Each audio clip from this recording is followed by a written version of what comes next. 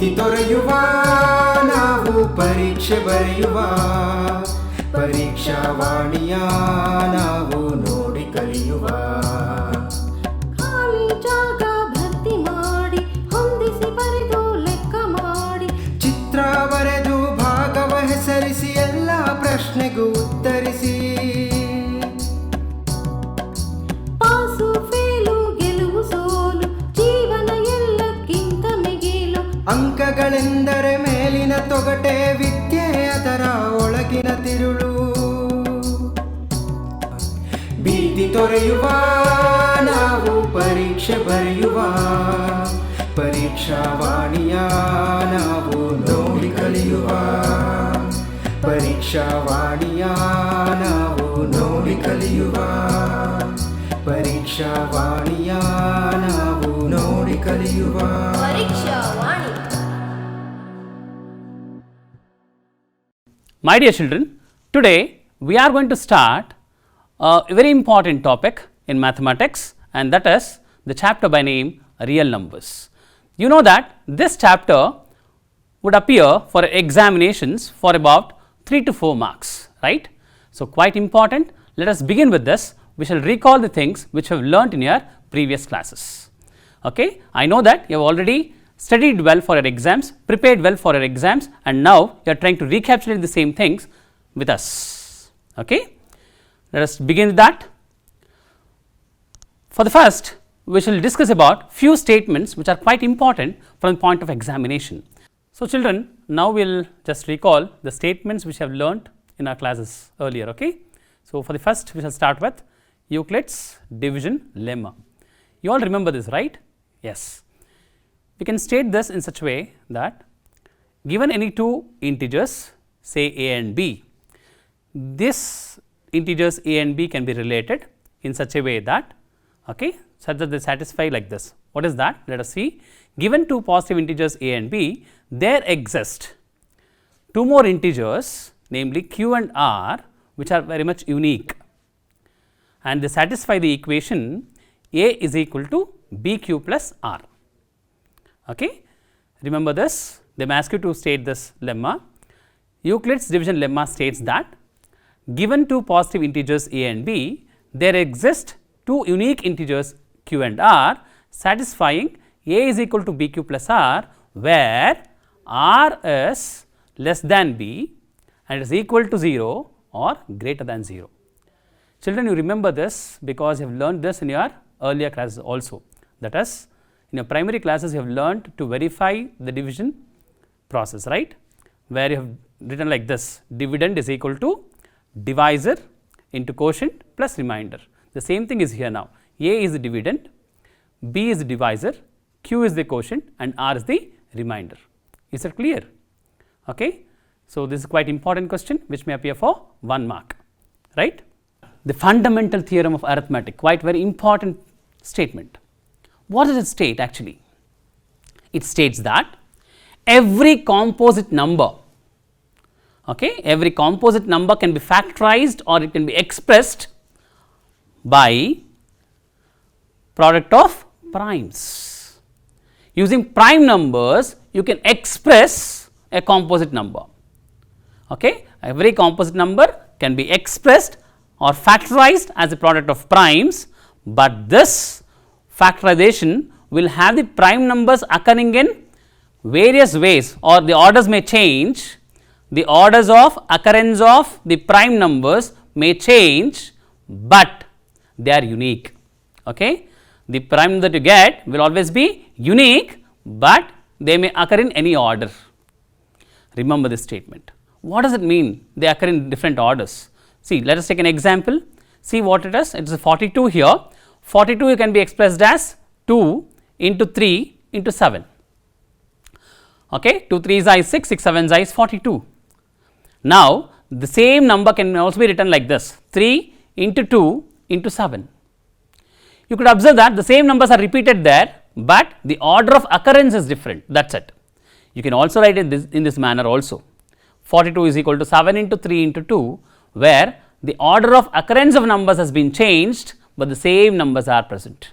That is why I said the factorization is unique, okay, but the order of occurrence of prime numbers will change.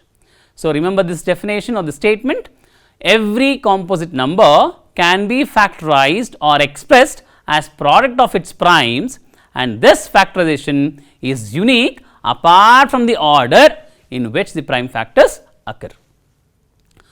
Let us now try to solve few problems based on these statements, which are quite important for your examination. Okay? Let us consider one of the example now. Express 468 as product of its primes. So, you know that 468 is a composite number. You need to express this number as a product of its primes. How do I do that? You go with division, okay, by prime factorization method. Come on, start dividing the number 468 by using prime factors and try to express that in the product of primes. Okay? Let us do that. So, let us consider 468. You know that, remember all the divisibility rules that you learned in 8th standard. Observe the number, the unit place number is 8, where 8 is an even number, which means 468 is divisible by 2. Come on, start dividing it by 2. Go with short division method, do it.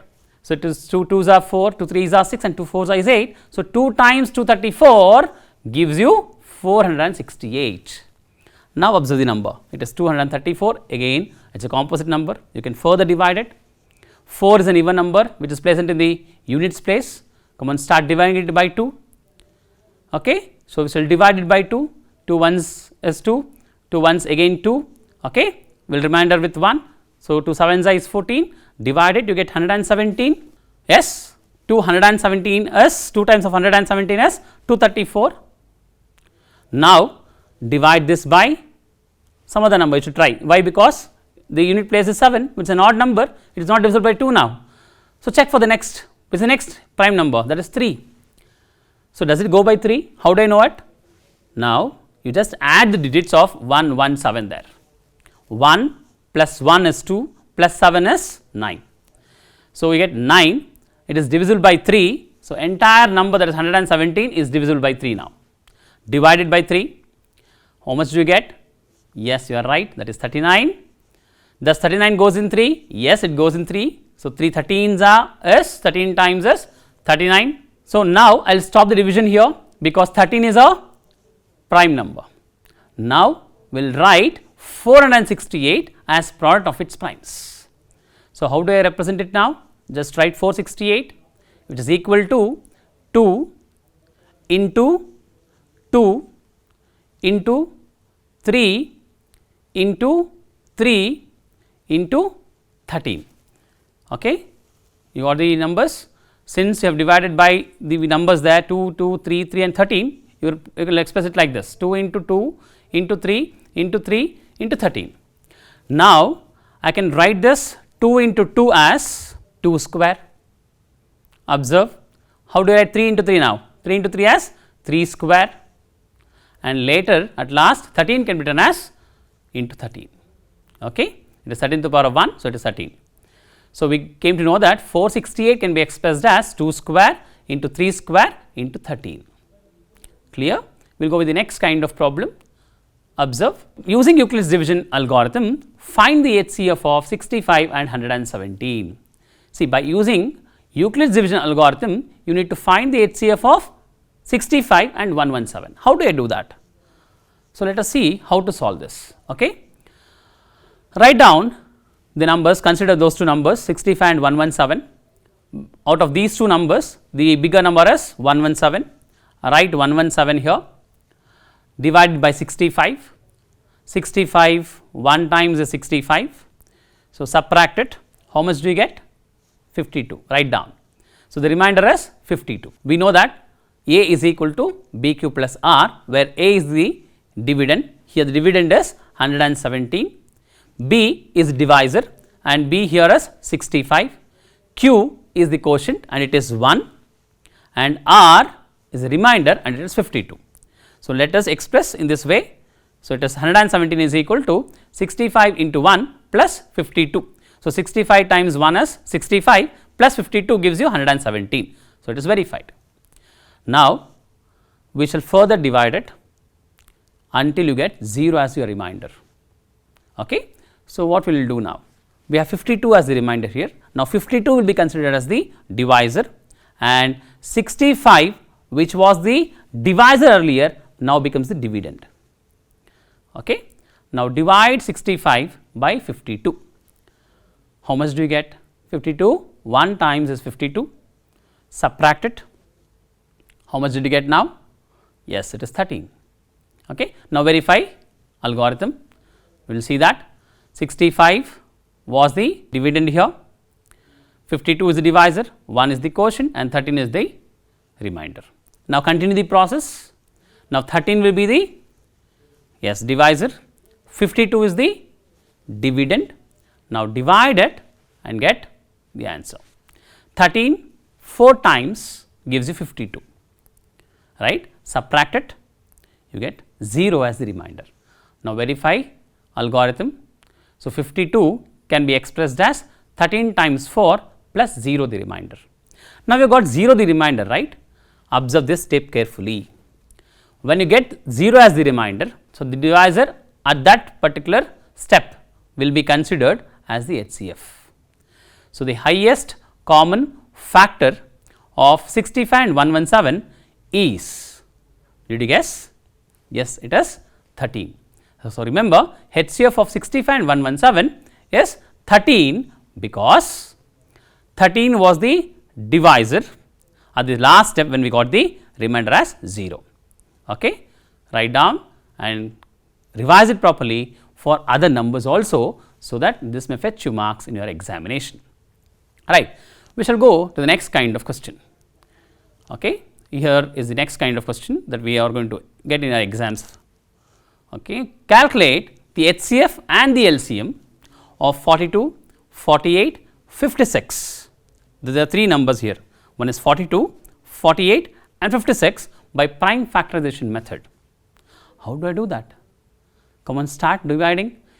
You know the division method. Start dividing all the 3 numbers, express them as the product of their primes and try to get the solution for HCF as well as for LCM. Let us start. So, first of all, we need to divide 42 by using prime numbers. So, 42 goes by 2, 221 times is 42, right. Next, divide 21 by 3. So, 3 7s is 21, write down. There is no further division process continuing because 7 is a prime number. So, I will stop the division here.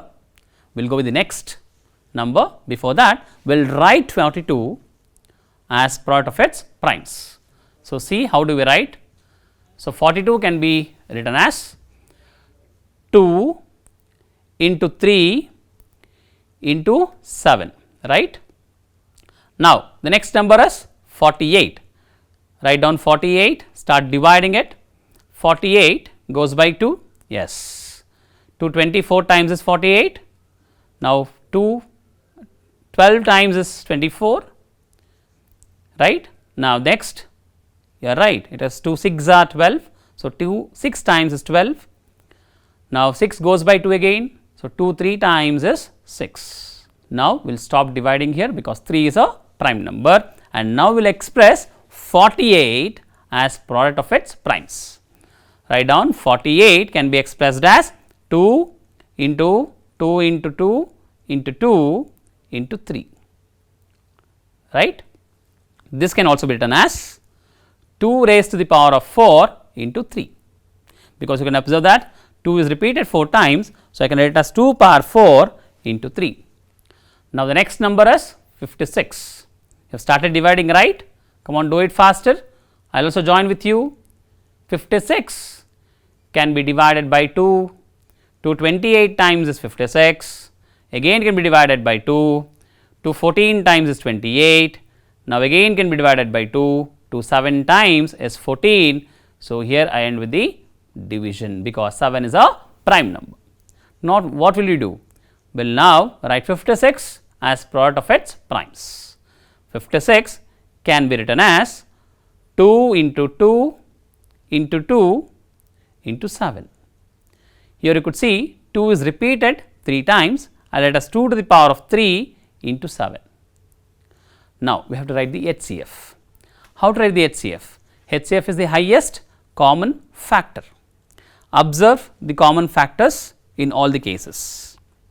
See, the common factor in all the numbers are, it is 2, and no, we have no other numbers being repeated here. What is HCF now? It is 2, it is just 2. Why? Because the least power of the common factors that we have found out is 1. So, it is 2 to the power of 1, which is equal to 2. To write LCM, you will write all the numbers, you will consider all the numbers which have been present here. It is 2, 3 and 7, and you will write greatest powers. Okay? Out of 2 powers of 2, you could see 4 is the greater number. So, it is 2 to the power of 4. From 3, the greatest power is 1, and for 7 the greatest power is 1. So, it is 2 to the power of 4 into 3 into 7 will be the LCM. So, remember, when you are writing HCF, you will take down only the common factors and you write the number with the least power. Whereas, in writing the LCM, you write down all the factors with their greatest powers. Okay? 2 to the power of 4 can be written as 16 and 3 into 7 can be written as 21. So, 16 into 21 gives you 336, and that will be the LCM of these 3 numbers. Is it clear? Now, we shall go to the next kind of problem. We are going to understand regarding the relationship between the two positive integers and with their HCF and LCM. So, what is the relation between those two? If I consider any two integers, okay, and I go with the product of those two integers, what do I get? That will be same as the product of their HCF and their LCM. Okay? The product of HCF and LCM of any two integers will be same as product of those two integers itself. So, in specific I can write like this. If there are two integers like a and b, a into b can be written as HCF of a comma b into LCM of a comma b. Is it clear? Now, we shall move to the next kind of problems based on this relation. Okay? Children, we have learned the relationship between the HCF, LCM and the positive integers, right? We shall use that particular relationship and try to solve this problem. Okay? Let us see the problem now. The HCF and LCM of two integers is 6 and 336 respectively. If one of the integer is 42, find the other integer. See, here we require that relationship to solve this problem. What is the relation? Just recall it. Yes, you are right. It is a into b, where these are the two integers. The product of these two integers will always be equal to what? Yes, it is HCF of those two numbers into LCM of the same two numbers, right. Now, recall the data which is given there, just observe the data. So, we know one of the integer, that is a, let me take it as a is 42, okay, into b is unknown, write b as it is. Do you know the HCF? Substitute the HCF there, right. Do you know the LCM? Substitute the LCM. Okay. Now, I want the value of b to be calculated, write down b on the left hand side, transpose 42 onto the RHS. Okay. Simplify this. Yes, 42 into 8 gives you 336. So, I can cancel those two numbers there. So, now multiply 6 and 8, you get the value for b. Is it not quite simple? So, solve this problem, you can get 1 mark. The problem is like this. Okay. Read the question properly. It is a big statement. You need to read the question properly and answer it. So, there is a circular path around a playground.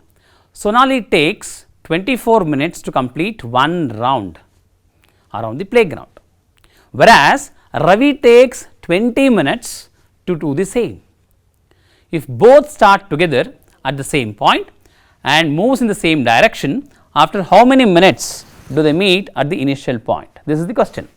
So, remember, when you are solving statement problems, you need to understand the given data, you have to identify that, and you have to know what is to be calculated. What are they saying here? They said that Sonali is taking about 24 minutes to complete one round around the circular path which is present around the playground, whereas the Ravi takes about 20 minutes to do the same work. They have started the same point. They are asking us after how many minutes will they meet again at the same initial point. That is the question. To find what is the time at which they meet again after certain period of time, we need to calculate their LCM of the minutes or the time taken by them. How do we do that? Write down the prime factors of 24. So, how do I write 24? 24 can be written as 8 into 3, 8 can be written as 2 cube. So, it is 2 into 2 into 2 into 3, which is nothing but 2 to the power of 3 into 3. Now, 20 can be expressed as 2 into 2 into 5, because 4 5s is 20. Now, I can write this as 2 raised to power 2 into 5. I said you need to calculate the LCM of 24 and 20. So, LCM, how do you calculate LCM? To find the LCM, find the common numbers here. The number which are common in both 24 and 20 are 2, 3 and 5. Now, observe their powers. For least common multiples, you need to write their highest powers. So, 2 with the highest power is 3.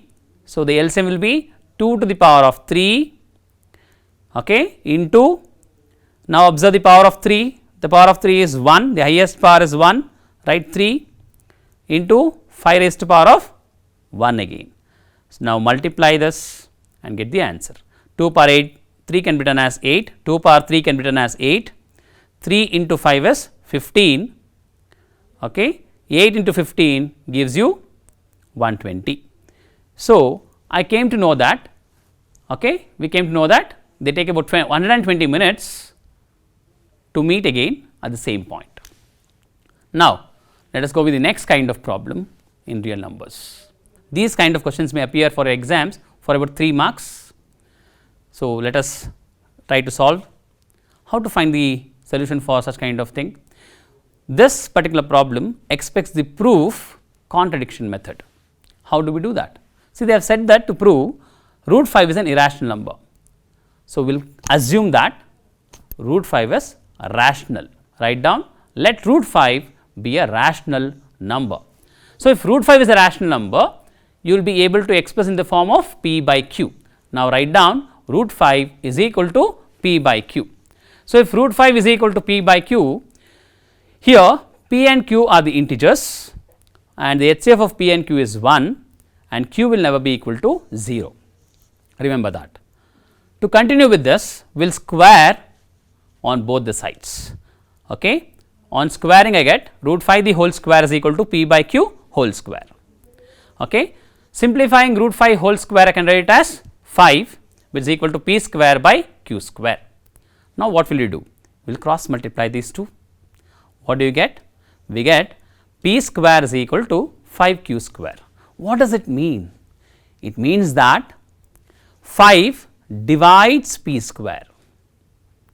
You came to know that, because p square is equal to 5q square represents p square is a multiple of 5, which means that 5 will divide p and also divides p square.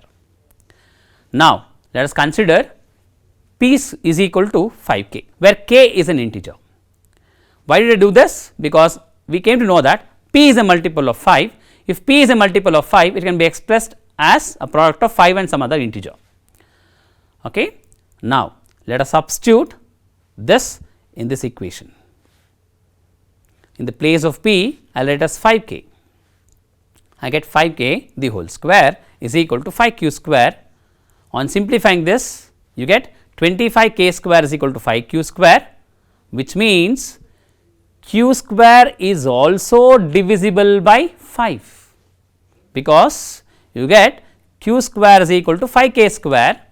Hence, q is divisible by 5, q square is also divisible by 5 and hence q is also divisible by 5, which means that both p and q are no more coprimes, because both p and q are divisible by 5, which means that HCF is 5 now. What was our assumption? Earlier our assumption was that they are coprimes. What? P and q are coprimes and their HCF is 1, but now I can observe that they are no more coprimes and their HCF is now 5. So, this leads to contradiction and hence I can say that our assumption is wrong. Therefore, I can conclude that root 5 is a rational number. Is it clear?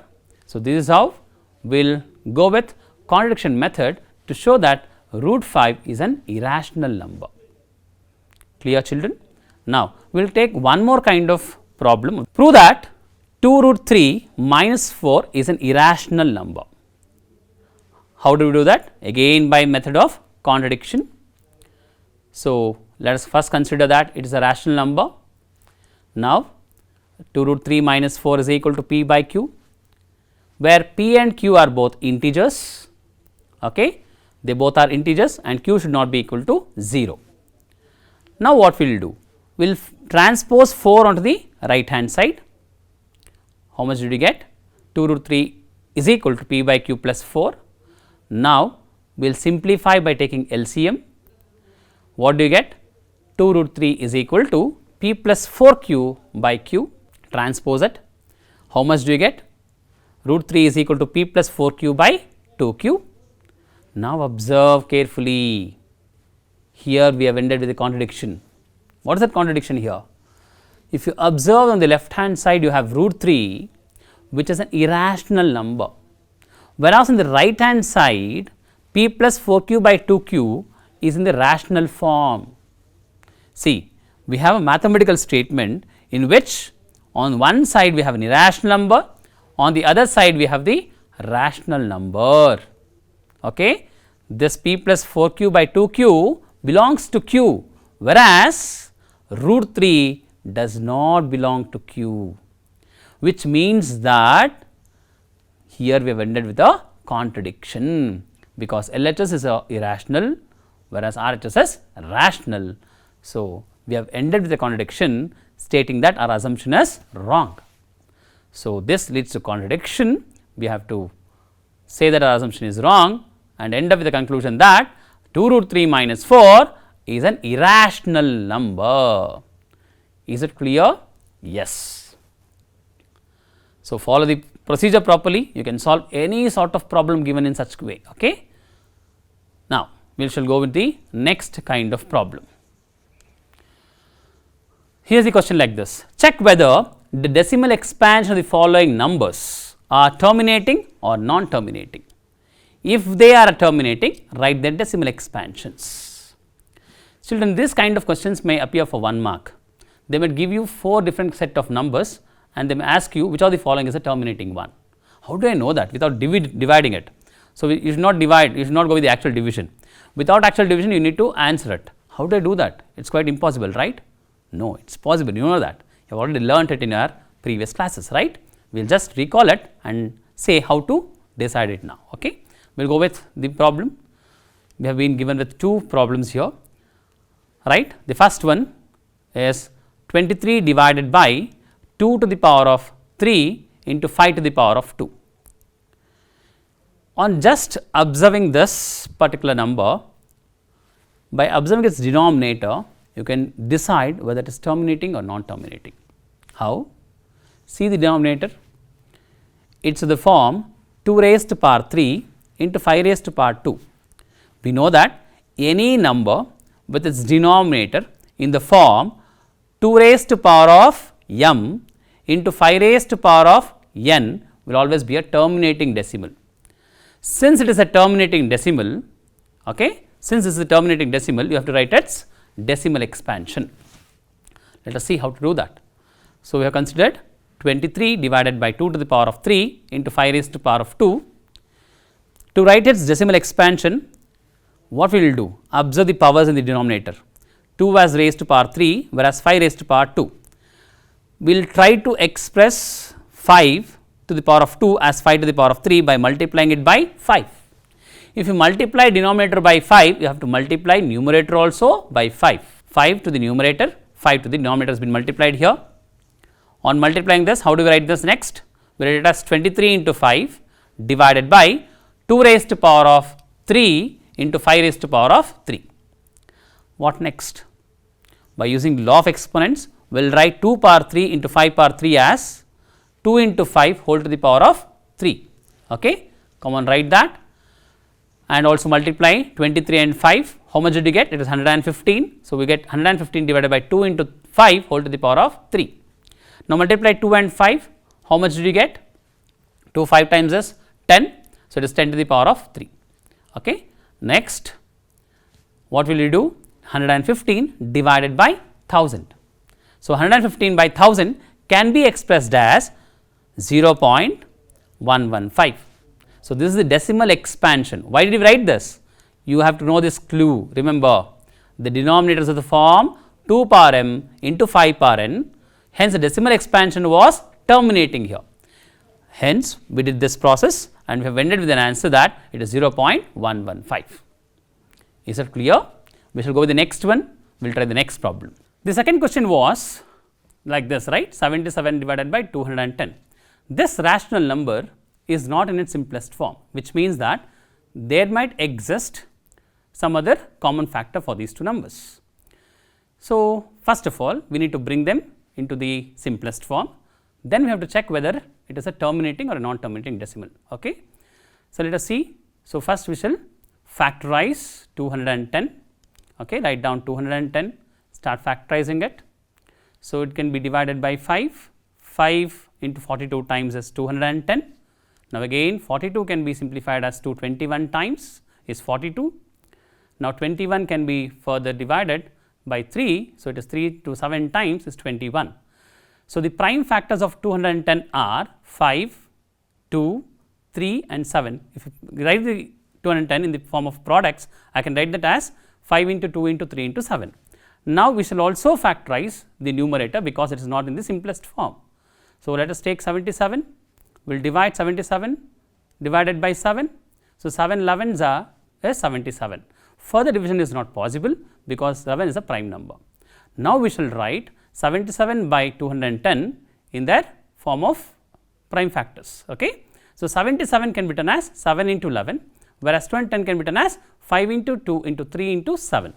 Now, you can see that 7 and 7 get cancelled, right. So, what do I remain with? Yes, it is 11 divided by 5 into 2 into 3. Okay. Now, we can observe the denominator. Denominator is not in the form of 2 raised to power m into 5 raised to power n. Hence, I can say that the decimal expansion of this number is not a terminating number. Okay. So, the decimal expansion is not the terminating number. Is that clear? Now, we shall move to the next kind of problem. See the question. Using Euclid's division lemma, show that for any positive integer, it is of the form 3m or 3m plus 1, but not of the form 3m plus 2. Let us see how to prove this. So, first of all, we need to choose a divisor for this. If you read the question, it is said that every positive integer and its square, you could see that the square of a number is of the form 3m, which means that the given number would be divisible by 3. So, let us check the divisibility by 3 because given any prime number p, we will always divide a square or divide a also, right. So, that if it is divisible, if the square number is divisible by 3, then the square root of the number will also be divisible by 3. So, let us consider the divisor to be 3 here. Okay. Let b, the divisor b equal to 3. If divisor is 3, what are the possible reminders? The possible reminders are, the reminders are is represented by 0, 1 and 2. You know that the remainder is always less than the divisor and the remainder is always equal to 0 and it is also greater than 0. So, that the possible reminders here are 0, 1 and 2. So, what are the possible numbers? The possible numbers can be obtained by using lemma, that is A is equal to BQ plus R. The possible numbers are like this. Substitute B as 3 and R as 0, 1, 2 and 3, get 3 different numbers. So, A1 is 3q plus 0, A2 is 3q plus 1 and the last possible number is 3q plus 2. So, what does the question demand for? The question is demanding for to proving square of any positive integer is of the form 3m or 3m plus 1. So, what should I do now? Now, take this number, square it. So, let us start squaring it. Yes. Now, let us take down the first case. We will take A1, I will square it. So, A1 square is equal to 3q plus 0 can be written as 3q whole square. So, what is 3q whole square? 3q whole square is 9q square. Let us write down 9q square. Now, observe children, we have got the square of the first number, that is A1 square. this should be expressed in the form of 3m, right? How should I do it? So, use division lemma, try to express this term in the form of A is equal to BQ plus R. How do I do that? Observe, it can be written as 3 times of 3q square plus 0, because 9q square is completely divisible by 3 and the remainder that you are going to get is 0. So, that I can write it in the form 3 times of 3q square plus 0. Now, let me represent 3q square by m. So, that what do I get? I get 3m plus 0, so it is 3m exactly. Okay. So, here m represents 3q square. So, I have seen that one of the number is been expressed in the form of 3m. So, let us go with the next two numbers. Okay. Let us take the next chance. What is the next number? It is a2. We will square it. So, a2 square will be equal to 3q plus 1 the whole square. It is a binomial term. You will have to expand it. How do I do it? We know a plus b whole square form. Remember, a plus b whole square is equal to a square plus 2ab plus b square, right? Now, expand this in that way. How do I do that? Observe, I can write it as 3q the whole square plus 2 times of 3q into 1 plus 1 square. Now, this can be rewritten as 9q square plus 6q plus 1, or this particular expression must be expressed in the form of A is equal to BQ plus R using lemma. Observe how to do that. You know that every square number is divisible by 3, so that this number should be expressed as the product of 3 into something. So, let us do that. So, 3 times of, I can write this like this, 3 times of 3q square plus 2q plus 1, where here the 1 represents the remainder. 3 times of 3q square plus 2q, here 3q square plus 2q represents the quotient and 3 is the divisor. Okay. So, I can write this in this form. I can write this as 3m plus 1, where 1 is the remainder, m is the quotient, 3 is the divisor. Now, what is m now? So, m is 3q square plus 2q. Let us take the next number, that is a3 square. So, a3 the whole square can be written as 3q plus 2 the whole square. Expand it. You know the expansion can be done by using a plus b whole square. Do it. So, we will rewrite this in this way. It is 9q square plus 12q plus 4. Children, remember now, I will split that 4 as 3 plus 1, so that I can express this by using Euclid's division lemma in this way. Observe, I can write it as 3 times of 3q square plus 4q plus 1 and the remainder plus 1 is there. Okay. You could see here 3 is the divisor, this represents the quotient and plus 1 represents the remainder. So, I can write this as 3m plus 1. So, we had the possibility of 3 numbers, we have checked for all the 3 numbers and we have observed that the square of any number is always of the form 3m or 3m plus 1. Okay. It can never be expressed in the form of 3m plus 2. So, these are the only possible cases. Any square number can be expressed in the form of 3m or 3m plus 1. We have tried to solve all kinds of problems which are there in the chapter real numbers. Okay. You have come to know all the methods of solving such kind of problems. So, the children, remember, you need to practice well on these kind of problems with different numbers. Okay. Method is same, it is quite easy, you can easily answer those questions. So, better try to practice more and more number of questions based on same kind, you may succeed in your examinations. Okay. Let us recapitulate what all we have learnt today. For the first, we learnt about the Euclid's algorithm, okay, Euclid's division algorithm. The next was the fundamental theorem of arithmetic. The next we came to know the relationship between the HCF, LCM and the integers, and lastly we came to know about the irrational numbers. So, these were the 4 different concepts that we have learnt in this chapter and the problems based on the same. So, better practice all the sums from your textbook also along with the illustrative examples, so that you will succeed in your examinations. Okay. Thank you, children.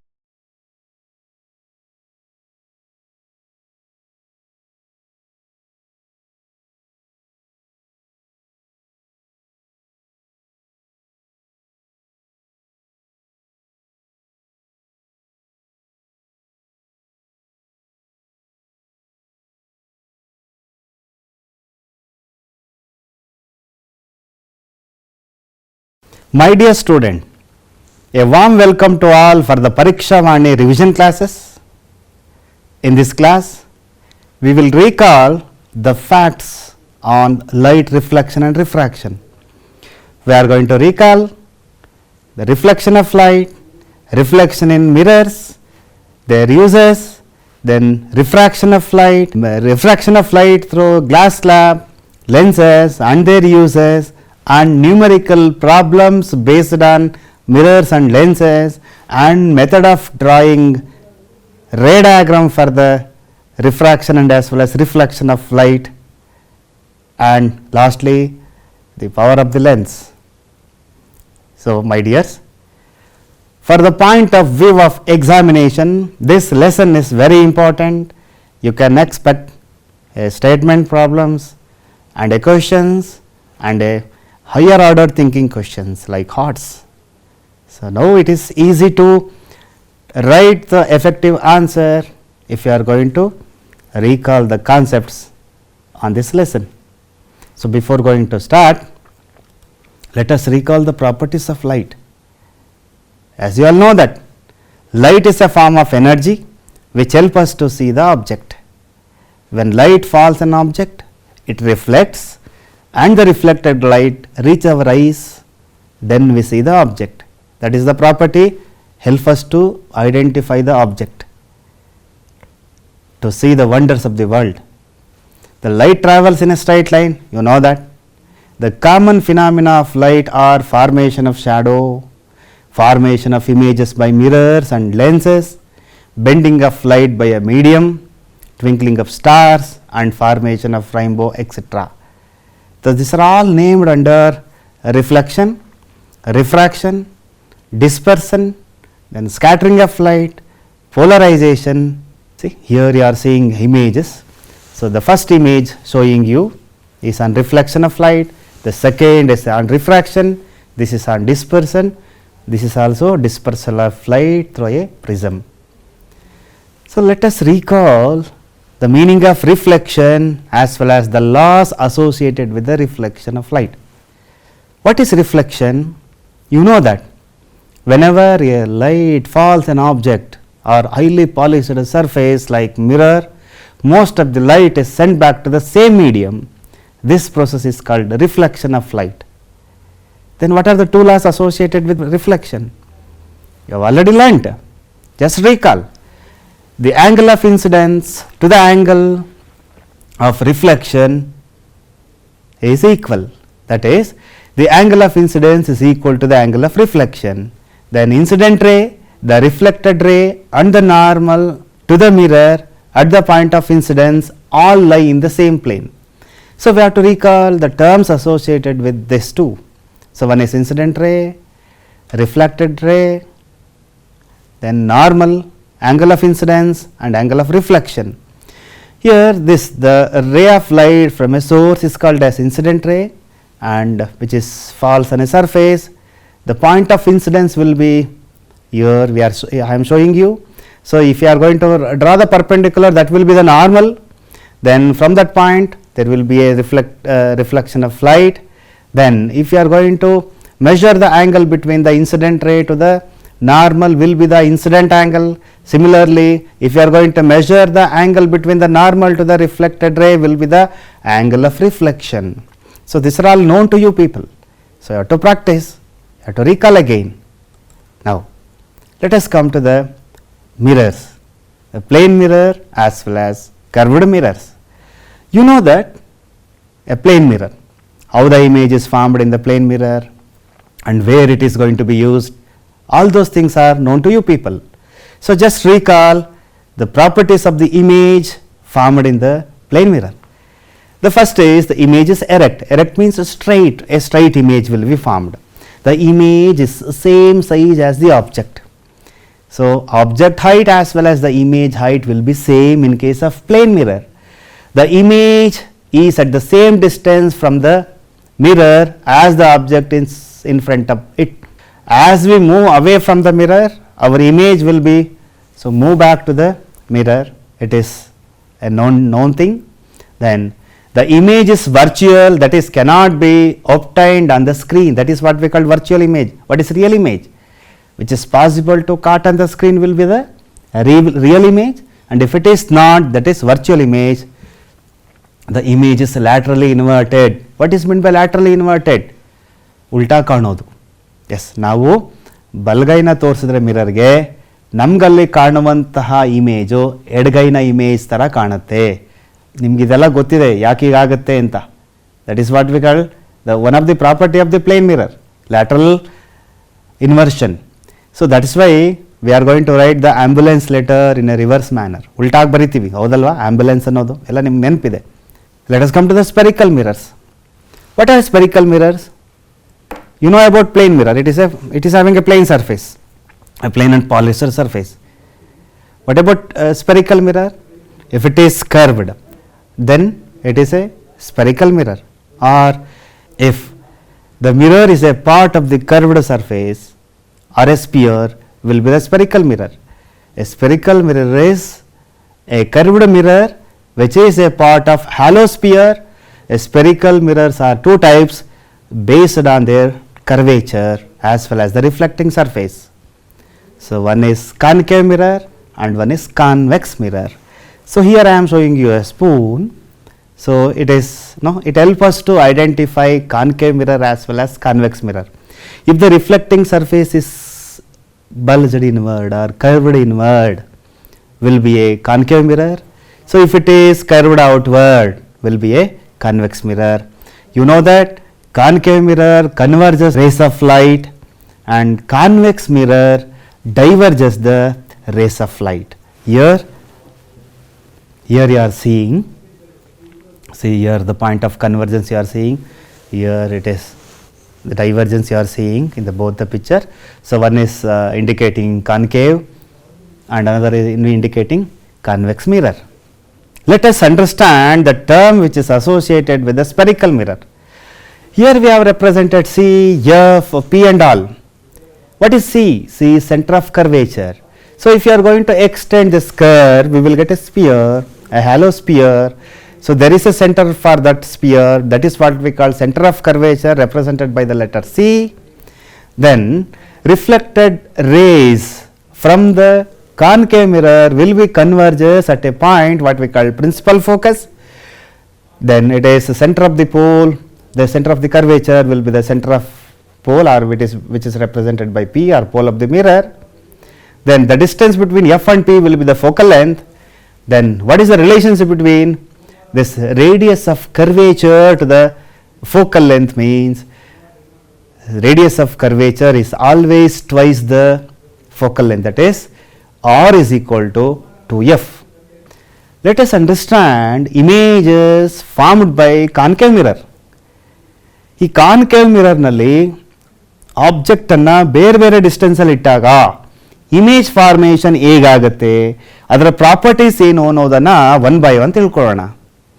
My dear students, you know that we are going to place object at different distances from infinity to between F and P. So firstly we are going to place at infinity, then beyond C, then see the image. So here when we are going to place beyond C, then image, then if you are going to place at F, then between F and P. So every time we are getting image, but the image will be at different position with a different nature. Let's learn one by one. The first is image formed by concave mirror when the object is placed at infinity. What is the nature of the image? If the object is at infinity, then image formed at the principal focus. Then what is the nature of the image? It is highly diminished, real and inverted. See, all reflected rays are coming to contact with our principal focus. They are going to be converges at a point what we call principal focus. Here we are getting the image. So this method is used in finding focal length of the concave mirror. Here if the object is at infinity means, so when we are conducting experiment at our school, the building or a tree will be the object at infinity, we are going to focus either building or a tree to a screen, then we will get inverted and diminished image, then a real image and a clear image we are going to get. So, when we are going to find the distance between capital F, that is principal focus, to the pole of the mirror, will gives us the focal length of the concave mirror. When the object is placed beyond C, the image is formed between C and F. You are seeing here. You can compare the height of the image to the height of the object. You can compare the height of the object to the height of the image. Here it is the length is more and here length is less. It is inverted, and the other important thing is it is a real image. When we place the object beyond C, image formed between C and F, it is diminished, real and inverted. You have to remember.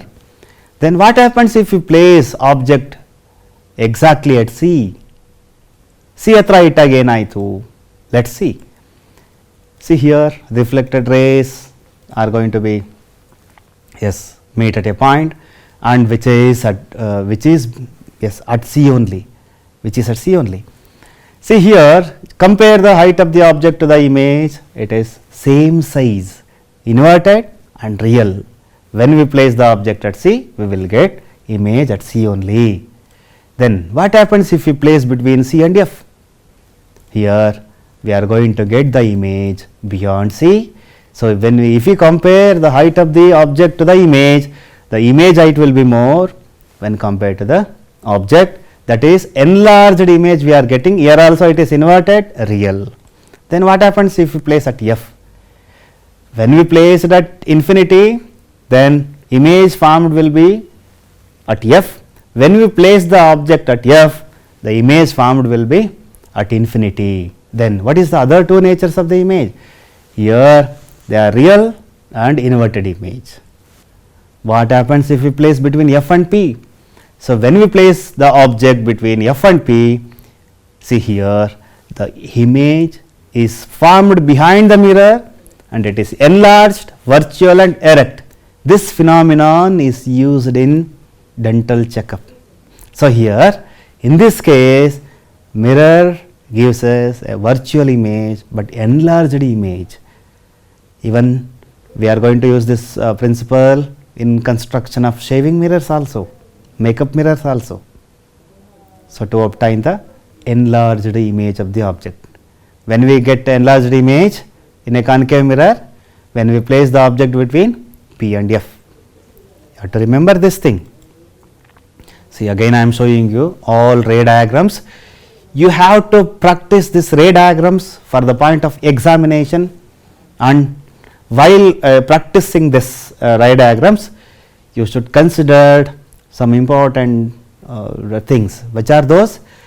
The ray, the object, position of the object, the ray which is parallel to the principal axis, and reflected ray, the ray which is going to be passes through principal focus F, the ray which is going to be passes through center of curvature. So, these are some important aspects you have to consider, you have to remember while drawing this ray diagrams. Now, come to the image formed by a convex mirror. So, here we are going to place object in two different positions. One is at infinity and another is from a particular distance from a mirror. In both the cases, we are going to get a virtual image, a diminished image. Here the object is at infinity. So, here we are getting at principal focus. So, that is when we are going to be draw back the reflected ray, we will get the principal focus in case of convex mirror. So, in second case, here the object is placed some distance from a distance from the convex mirror. Here the image is diminished and virtual. So, this principle which is involved in the construction of rear view mirrors of the vehicle.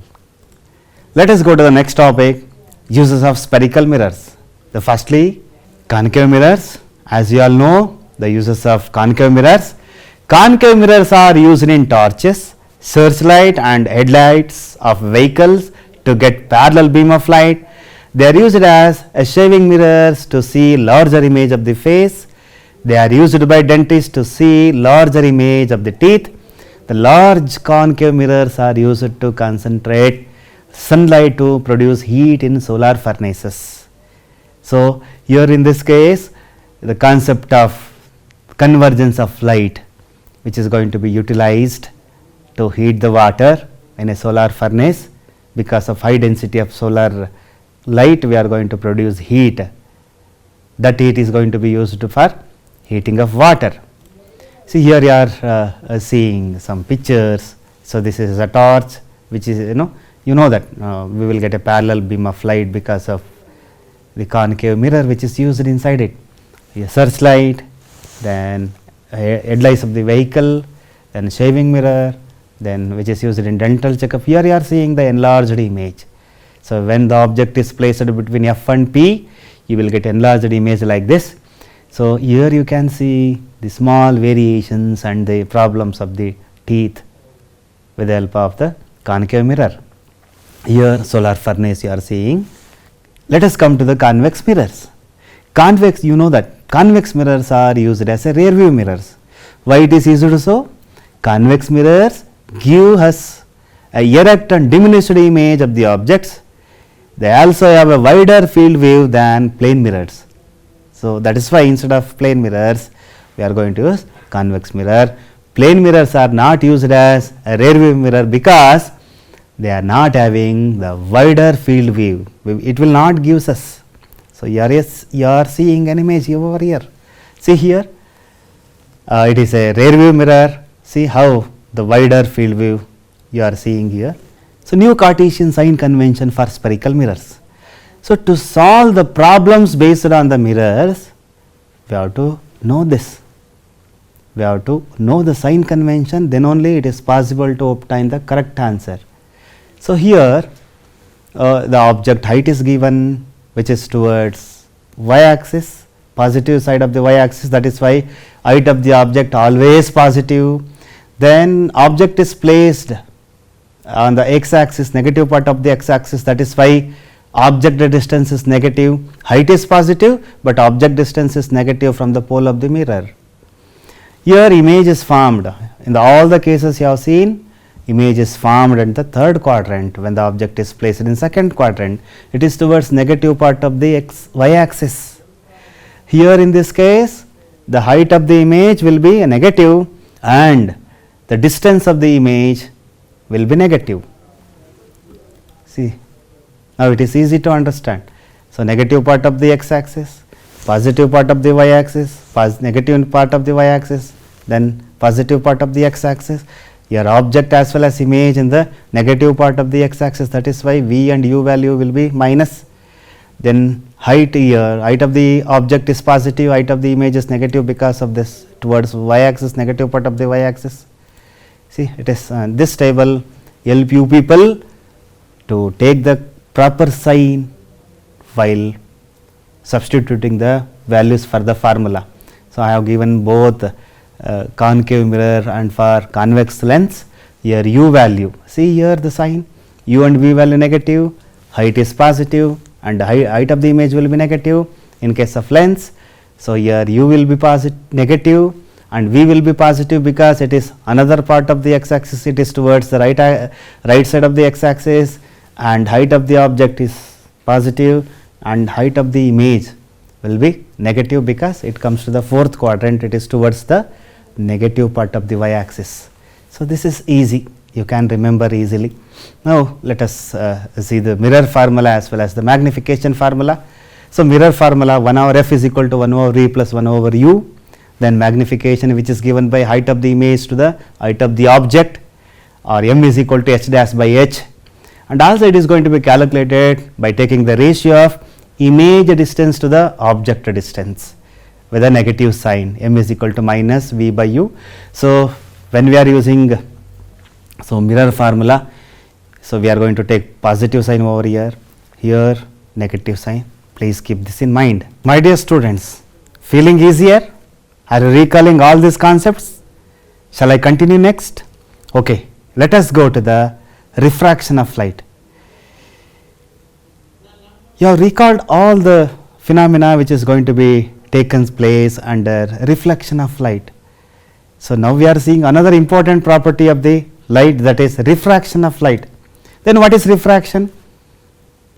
Refraction is nothing but whenever a light is travelling from one medium to the another medium with different densities, it is going to be bent. This phenomena is called refraction of light. So, that is when light ray travels obliquely from one transparent medium to another, it gets bent. This bending of light is called refraction of light.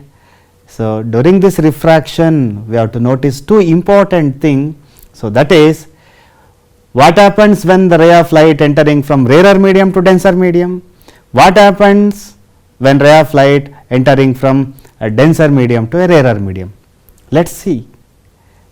When ray of light from a rarer medium to a denser medium, it bends towards the normal. When ray of light travelling from a rarer medium to denser medium, it is going to be bends towards the normal. So, here you are seeing here it is a rarer medium. Rarer medium means medium with lower density, denser medium with higher density. So, when compared to air and water, the density of water is more, that is why it is denser medium. Air density is lesser when compared to water, that is why it is rarer medium.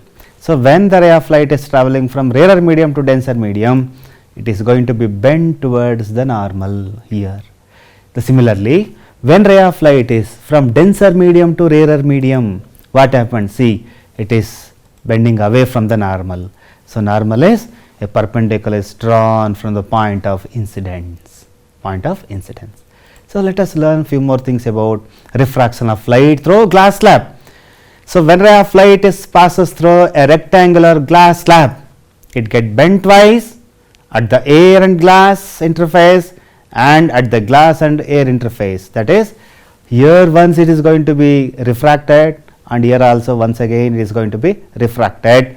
Then the emergent ray is parallel to the incident ray and it is displaced through a distance. Let us see how it is going to be displaced. Here I am showing you the incident ray, here it is the normal which is drawn at the point of incidence. So, due to the difference in medium, it is going to be refracted, the ray of light is going to be refracted, the angle between the normal to the refracted ray is angle of refraction, the angle between incident ray as well as the normal will be the angle of incidence. So, here again, so if there is no glass slab, so this is the straight line indicates the path of the ray of light if there is no glass slab. Then, so here again due to the change in medium, that is passing from denser medium to the rarer medium. See, here also it get refracted, then here angle E will be the angle of emergence and this is what the displacement of the ray of light due to the change in medium, and here we have drawn normal. So, this is how a ray of light is going to be refracted in a glass slab. Now, let us come to the laws of refraction of light. It is known to you. People. Just recall. There are two laws. So, one is the incident ray, the refracted ray and the normal to the interface of two transparent media at the point of incidence all lie in the same plane. That is incident ray, the normal and the refracted ray at the point of interface of two transparent medium. So, will all lie on the same plane. The second law says the ratio of the sine of the angle of incidence to the sine of the angle of refraction is constant for the light of a given color and for the given pair of media. So, this is also called as a Snell's law. That is, according to the second law, we can write like this: sin I by sin r is equal to constant. So, this constant will be the refractive index. Let us come to the spherical lenses. You know that a lens is a part of a sphere, a transparent material which is having at least one curved surface. Here, if the curved surface is like this, will be a convex lens.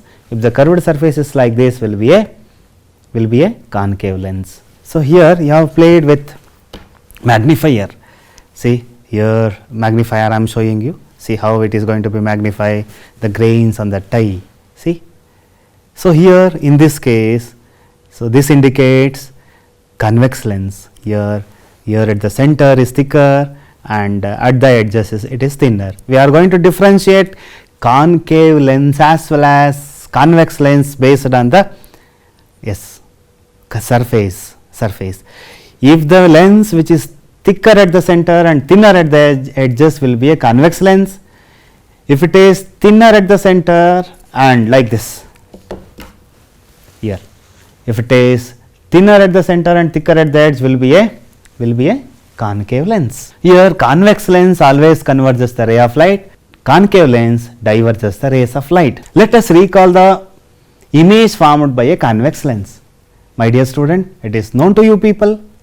Just recall again how we are going to place the object, where we are going to place the object, and what is the nature of the image formed by the lens. It is easier, you can recall now. See, when the object will be placed at infinity, then we will get image at f, then we are going to place the object beyond 2f, and we are going to place the object at 2f and between f and 2f, at f and between f and o.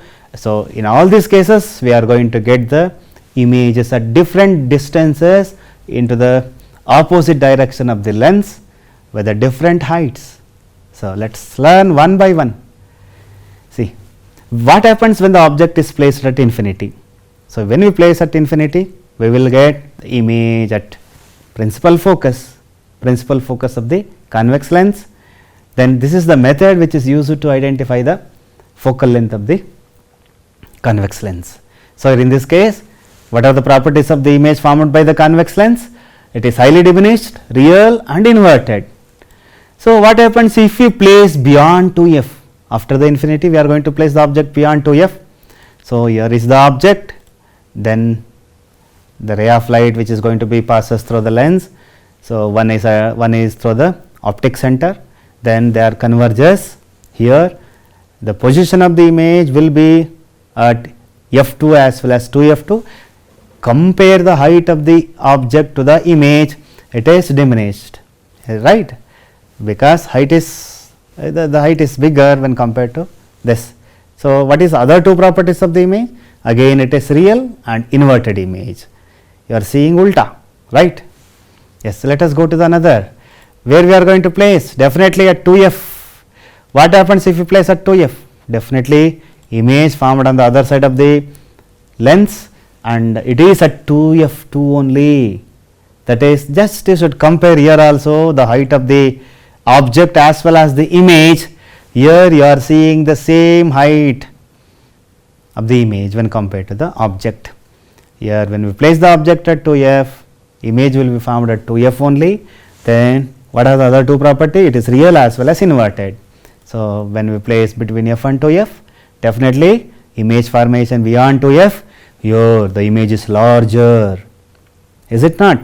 Yes, it is enlarged image and real image and inverted image we are going to obtain from this case. Then what happens if we place it at f? So, when the object is at infinity, we are going to get the image at f. If the object is at f, we are going to get the image at infinity. It is also real and inverted. And lastly, we are going to place between f and o. So, in this case, we are going to get the image at the same side of the lens. It is enlarged, virtual and erect image we are going to see. It is enlarged, virtual and erect image.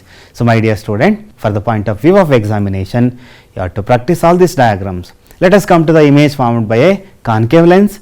Here we are going to place the object in two different places. One is at infinity. When we are going to place at infinity, the image will going to be diverged. Draw back the diverted rays. We will get a point on the principal axis, that is what we call principal focus. That will be the distance between f and o will be the focal length of the concave lens. Then we are going to, if we are going to place some distance from the concave lens, the object will be formed between f and o. It is diminished and erect and a virtual image. Both of the cases we are going to get a virtual image. So, this is the sign convention you have to again recall to solve the problem. So it is, I have shown you already, it is known to you, height positive, your object distance is negative, image distance is positive, then height of the image will be negative because it is downwards. So just remember all these things. Now come to the lens formula. So lens formula is 1 over f is equal to 1 over v minus 1 over u, where f is focal length, v is image distance, u is object distance, and magnification is going to be calculated with the help of height of the image to the height of the object. By taking the ratio of these two things, we will get magnification, that is also represented by m is equal to h dash by h, then which is also going to be calculated by taking the ratio of image distance to the object distance. Here the sign is negative, here the sign is positive. It is just quite reverse when compared to the mirror formula. Let us solve a problem using lens formula. My dear student, read the question and note down the data which is given in the question. The data which is given are image distance v, that is minus 10 centimeter. The focal length is given, that is 15 centimeter. Here f is minus 15 because of it is a concave lens. Then object distance we have to calculate, that is u is equal to question mark. Formula, mirror formula, lens formula we are using, 1 over f is equal to 1 over v minus 1 over u. So substitute the value of f, that is minus 15, v is minus 10, and you have to calculate. Then after the simplification, after transposing this u to the left hand side and by taking minus 1 over 15 to the right hand side, we will get like this, 1 over minus 10 minus 1 over minus 15. So then after further simplification, 1 over u is equal to minus 1 over 10. So this is minus into minus becomes plus, plus 1 over 15. Then LCM for 10 and 15 is 30. Then numerator becomes minus 3 and plus 2. Then after further simplification, 1 over u is equal to minus 1 by 30. After taking reciprocal for u, that is u is equal to minus 30 centimeter.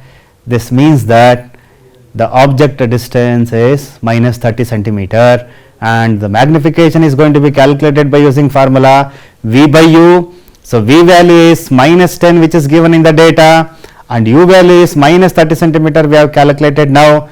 Then cancel minus and minus sign, 0 and 0, we will get 1 over 3. Then how to interpret the answer? It is very simple. The positive sign shows that image is erect and virtual, and the image is 1/3 of the size of the object. That means here we are getting a diminished image since it is a concave lens. Now come to the very important part of the lesson, that is power of the lens. You know that, my dear student, power of lens is going to be calculated by taking the reciprocal of the focal length, that is power of the lens is the reciprocal of its focal length, that is which is in meter. The value should be in meters, that is P is equal to 1 over f. The SI unit of power is diopter, which is going to be denoted by capital letter D. 1 diopter is the power of a lens whose focal length is 1 meter. Then the power of a convex lens is positive and power of a concave lens is always negative. So you know that the marking of plus 2D, plus 3D, plus 5D, similarly minus 5D, minus 3D, minus 2D, like this. So this is how we are going to represent the power of the concave lens as well as convex lens.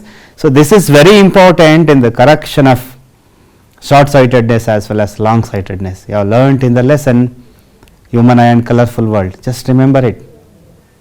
My dear students, I hope all of you have recalled well and you are capable to answer for any questions which is going to be appear from this lesson.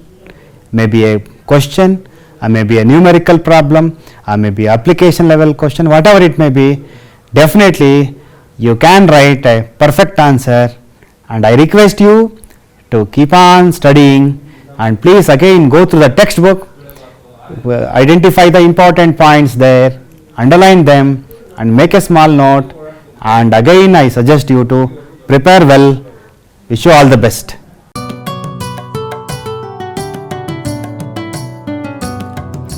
ಭೀತಿ ತೊರೆಯುವ ನಾವು ಪರೀಕ್ಷೆ ಬರೆಯುವ ಪರೀಕ್ಷಾವಾಣಿಯ ನಾವು ನೋಡಿ ಕಲಿಯುವ.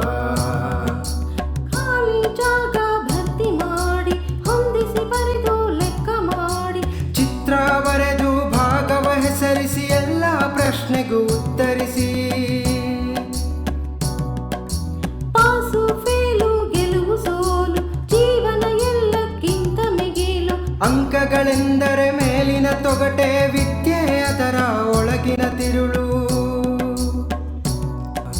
ಭೀತಿ ತೊರೆಯುವ ನಾವು ಪರೀಕ್ಷೆ ಬರೆಯುವ, ಪರೀಕ್ಷಾವಾಣಿಯ ನಾವು ನೋಡಿ ಕಲಿಯುವ, ಪರೀಕ್ಷಾವಾಣಿಯ ನಾವು ನೋಡಿ ಕಲಿಯುವ, ಪರೀಕ್ಷಾವಾಣಿಯ ನಾವು ನೋಡಿ ಕಲಿಯುವ.